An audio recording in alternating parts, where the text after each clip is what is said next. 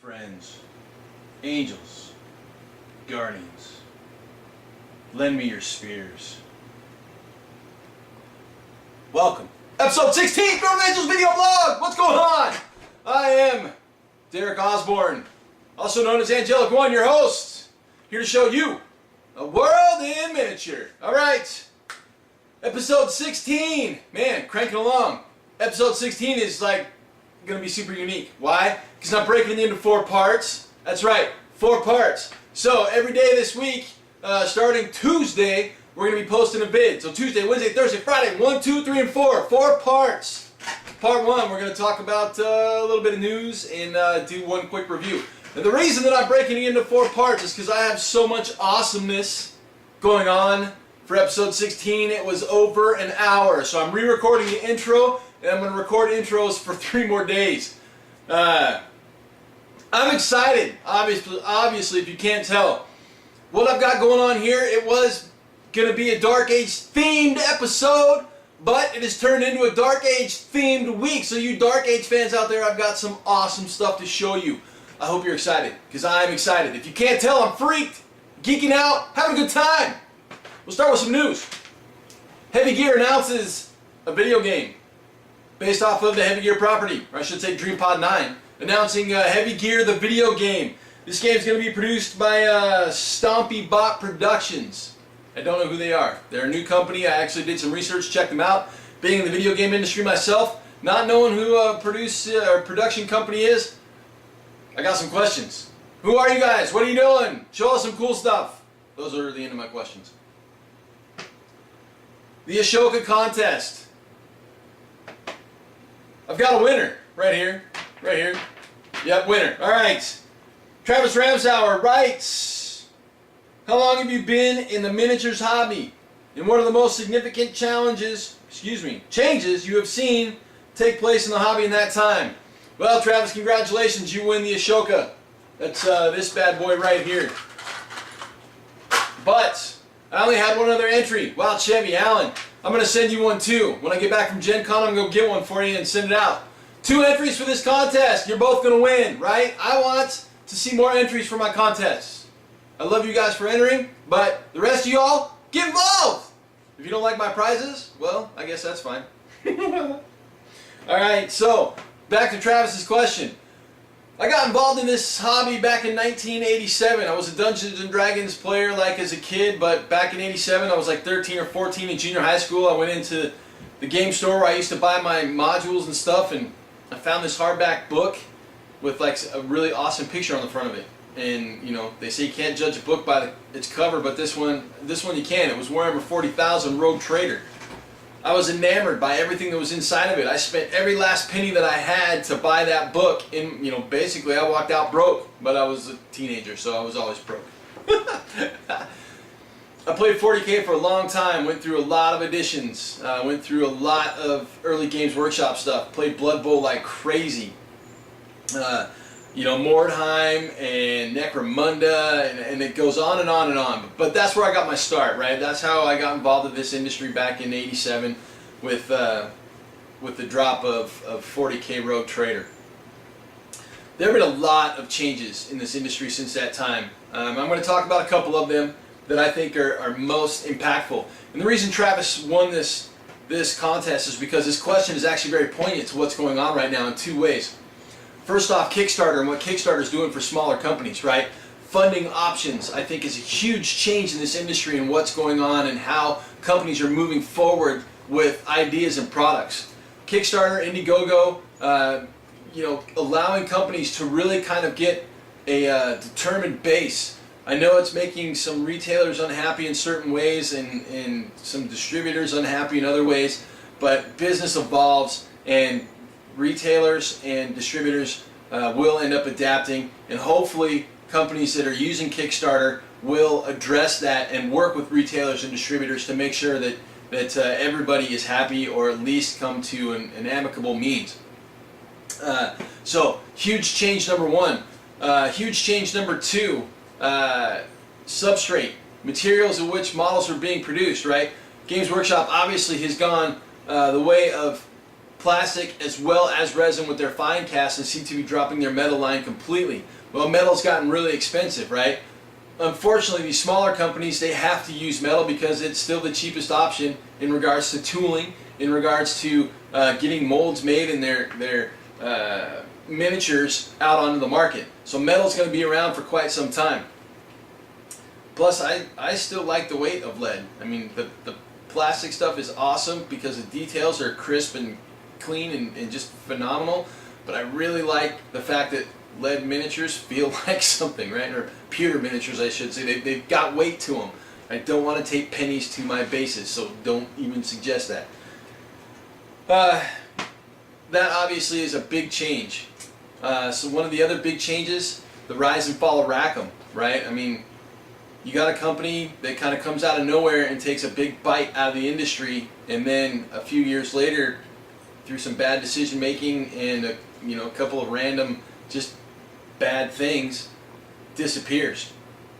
Well, it shows that the industry is fickle, right? That great things can happen and so can bad things. If you don't watch and pay attention to what's going on, things turn on a dime. So the rise and fall of Rackham is, I think, a huge change in this industry that a lot of other companies, smaller companies especially, kind of watched with interest. Even the larger companies were kind of taking notice of what Rackham was doing because they were taking a chunk of business away from the old hats, right? The old boys club that have been around for decades.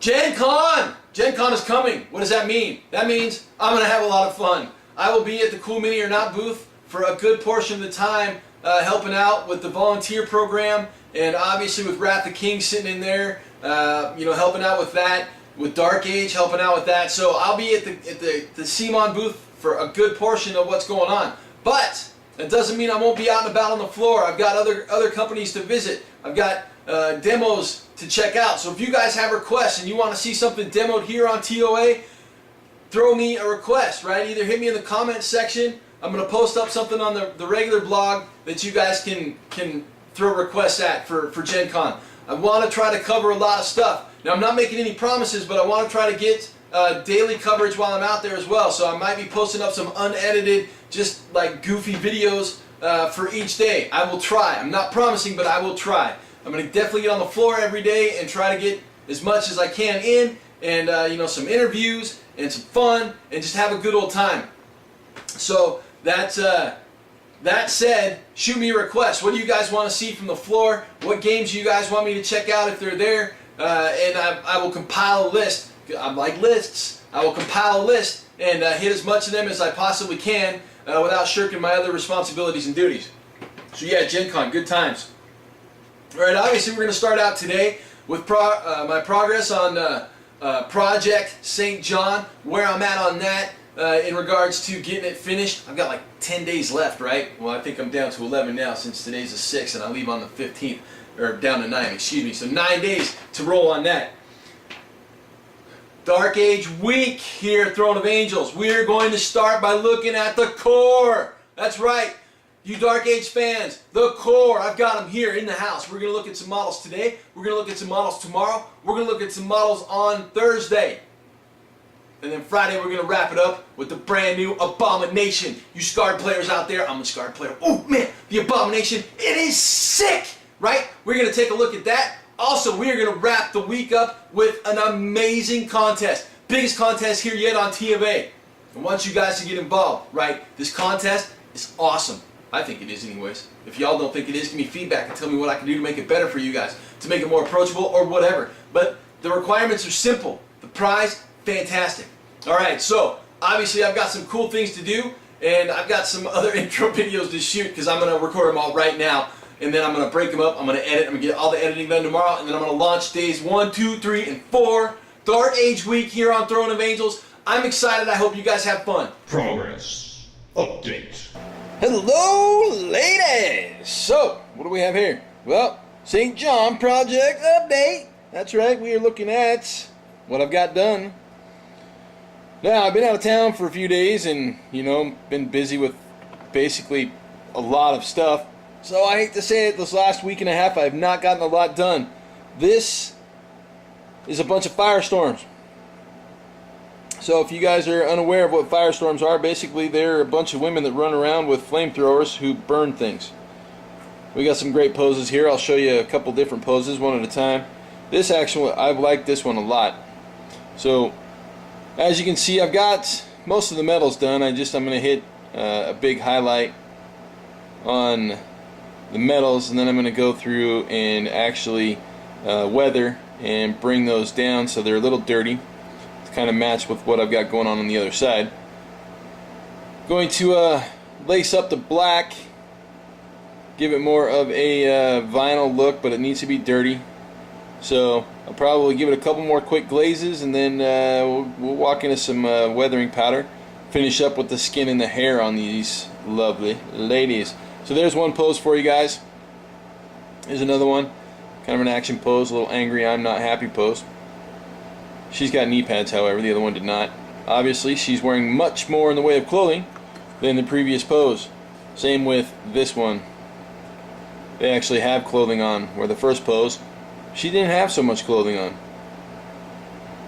Now, as you can see, I've got basically a lot of polish work to do.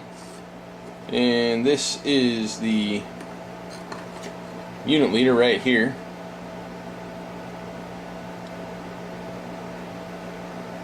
As you can see, the detail on these models is phenomenal. Their faces are great. Every single one of them. They've all got just really well detailed, well sculpted faces. These are some of my favorite models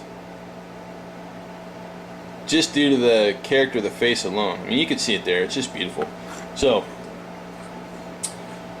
we've got those to finish up. My plan is to get those done tonight, and then I've got another 6 models to square away in the next 7 or 8 days. And you guys are looking at my green awesome mat. I'm sorry for that. I am being a slacker. There it is, St. John Project update. Hopefully, well, I'll film a wrap before I turn this bad boy over. Got 10 days. We're gonna finish? We'll find out.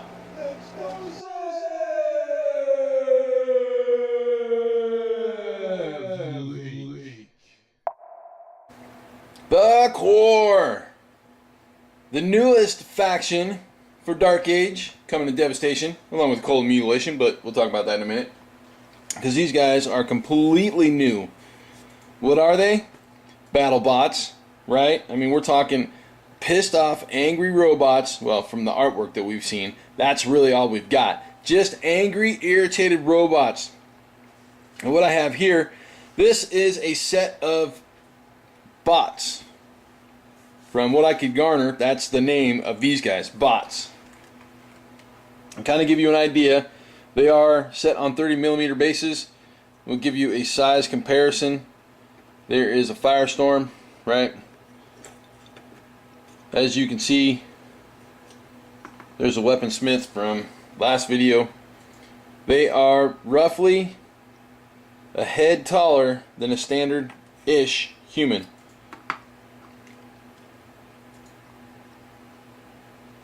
Okay, now you've got your comparisons out of the way. What do we have here in this kit? Well, we've got a body. It is a kit. We've got the left arm with its opposable thumb, and then 2 separate heads in its right arm. Yes, I said 2 separate heads. These are 2 different heads. So you get 2 different looks out of one miniature kit. I don't know if you're going to get 3 of these in the set, but that's what I got. I got 3 of them. I don't know if the starter box comes with 2 or 3 or 6 or 9. I don't know. So asking me, I'm going to tell you, I don't know. I have no idea. Obviously, we'll take a look at quality here in a second in details. What I did is I went ahead and put one of each model together, or I should say each head together, and then I primed them white. The reason that I did that is because we've seen them painted. Now, I've done no cleanup work on these models. Basically, I just put them together. I scrub them with a toothbrush. I love it when that happens. I scrub it with a toothbrush and a little bit of dishwashing soap, and then I put them together. I find they actually assemble quicker and easier that way. The glue tends to lock down and stick much quicker. And then I sprayed them with a white undercoat or a prime. The reason I did that is because that generally picks out any mold lines or problems or issues I'm sure every one of you has done this in the past. You've cleaned a model, you think you've got it, you go, you prime it, and then you come back and you're like, where did that mold line come from? I do it all the time. So we will take a look at the, this guy's kind of got the generic face, but we'll spin him over really quick and we will look for some mold lines, some issues, problems, anything that I don't like. And I'll be honest with you, I kind of took a look earlier and really didn't find anything to point out to you guys. But just to kind of give you some detail, what we got going on with all their little bumps and pipes and greebles and crazy what's-a-who's-its and jigs and jags and cogs and other stuff that has a purpose, but we don't know what it is, and it doesn't make any sense to us, so it doesn't really matter. It just looks cool. That's all that matters. It looks cool.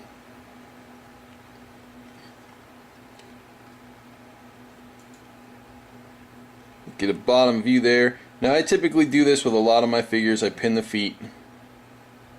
I will say these guys did not come, I don't know if you saw or not, but they did not come with a slaughter.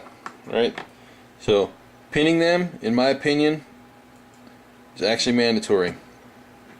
So again, the first head. Now I didn't pin the arms and I didn't pin the head. They actually went into pre-molded slots. Worked out really well. As you can tell, they're actually posed. I did pose them a little differently. There wasn't a huge amount of adjustability in there, but there was enough to give the two kind of a unique or separate look. So the face on the first one,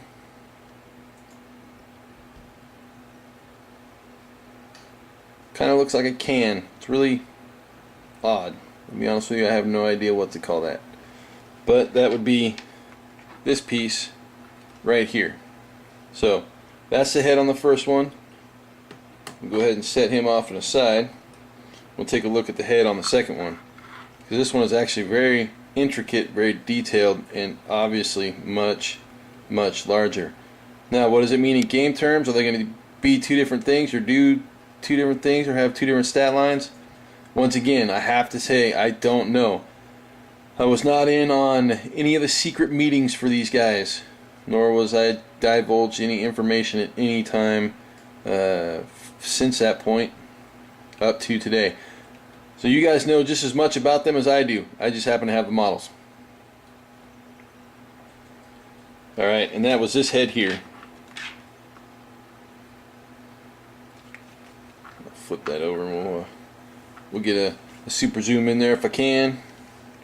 I think that is as clear as we're going to get it right there. But again, there it is. To me, that is super awesome. Totally dig it. Alright, so that's the bot. Bam! That's day one. Dark Age week. What do y'all think? Right? Trying to keep the time down, but like I said, when I recorded this and slapped it all together, it was well over an hour. So I want to keep them kind of condensed and down, but we're doing 4 days in a row. We saw the bots, we saw Project St. John. Tomorrow, we're going to look at the Ren.